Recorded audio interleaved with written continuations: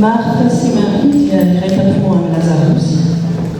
Samy mpianatry Jesosy izy ireo ary samy tiany tokoa. Araka ny voalaza ao amin'ny Jaona 4:15 ary Jesosy dia tiany Martha sy ny rahavaviny ary Lazarosy. Iza moa ireo rahavavy ara-nofo dia manana ny Lazarosy ho anadahy. Avy eo Betania, rahavavy ara-panahy ihany koa satria nahoana manana sakaizana iraisana dia i Jesosy Kristy ao amin'ny Nazareta. Fisakaizana hafakely satria tena mifanao atsimo sy avavatra i Betania sy Nazareta. Ny voalohany aty Jodia, zanabohitry Jerosalema. Ilay faharoa any Galilea, mbola ary ambonin'ny Samaria. Fomba ahoana no mifaneraseran'ireo misakaiza ireo? Satria tsy nisy ny finday no tsy nisy ny fiara ifamoivoizana tamin'izany. Maria efa 3 taona no niasan'ny Tompo hanavotana ny zanak'olombelona ary 2 herinandro farany izy ny tao a Jerosalema. Azo antoka nefa fa ny fisakaizany tamin'izy telo mianadahy dia efa naharitra.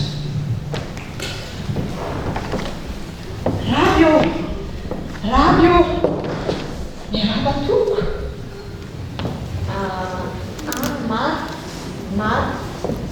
Salamatana fanfosina zao manao salamatara no mpahasavan'Andriamanitra. Dia faly zay efa nenany anay mahitanao tonga ty avoatra misy anay. Mandroso hatrany e. Fotsindiny mahafinaritra tianareo zany a.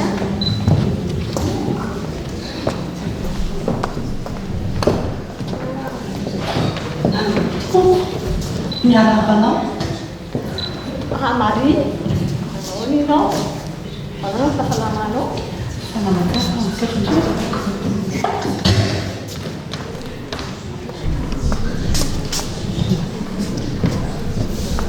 Petrapetrako Fotsindiny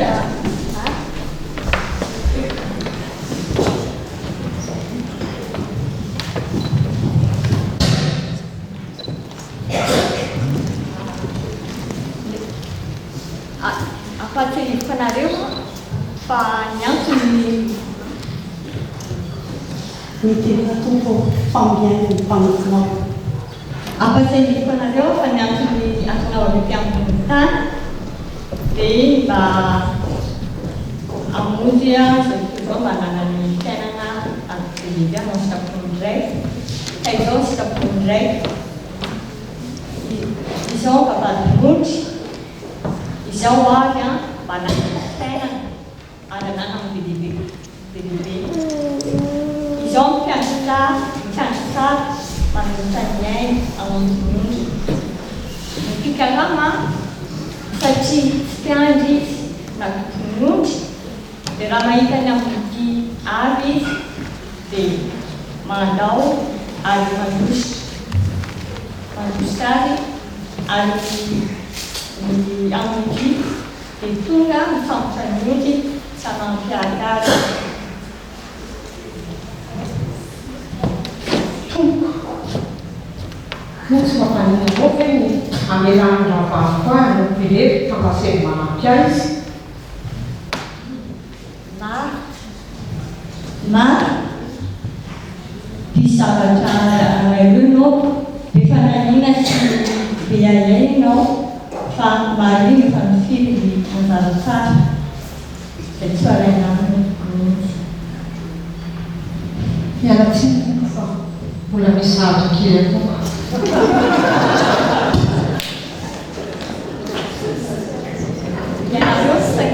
Ianareo ny sakaizako raha manao ny sikapony raiko sy any an-danitra.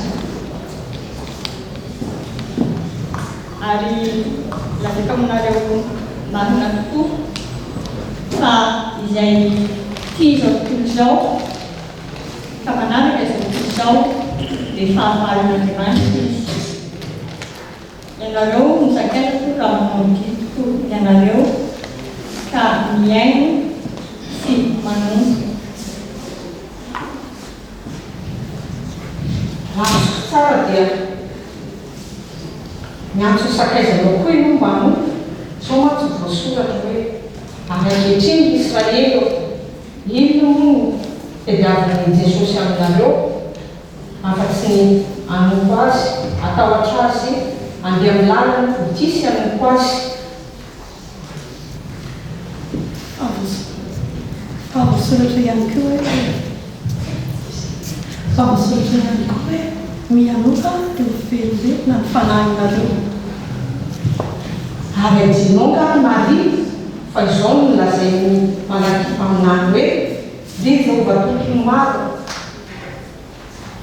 dia ho hitanareo iray ny tsy fitoviany ny marina sy ny meloka dia ny manompo an'Andriamanitra sy tsy manompo azy. Raha tena mpiain'ny tompo ianao dia tokony anaraka n'izay lazainy Jesosy hoe raha zao sy ny ankonina kosa dia anompo an'i Jehova izany. Mba hainao Marta fa ny didy voalohany dia hoe ry Israely miaino.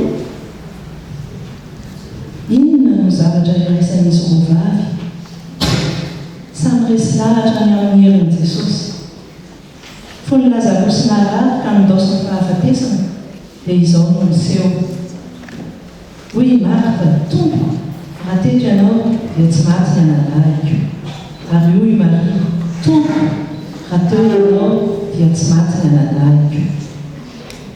Indro kely Marta dia teny hoe fantatro ihany fa hitsangana izy amin'ny fitsanganany tena amin'ny maty amin'ny andro farany. Ary Maria teny hoe rehefa tonga dia miakoaka teo amin'ny tongotry Jesosy. Ay Marta koa nanaraka akaiky ny fampianaran'ny tompo rehetra. Misy zavatra fantany tsy hainy hafa. Maria kosa naneo Andriamanitra amin'ny Jesosy raha niakoaka teo anatrehany. Ary ny tompo tsy nandrara azy tamin'izany.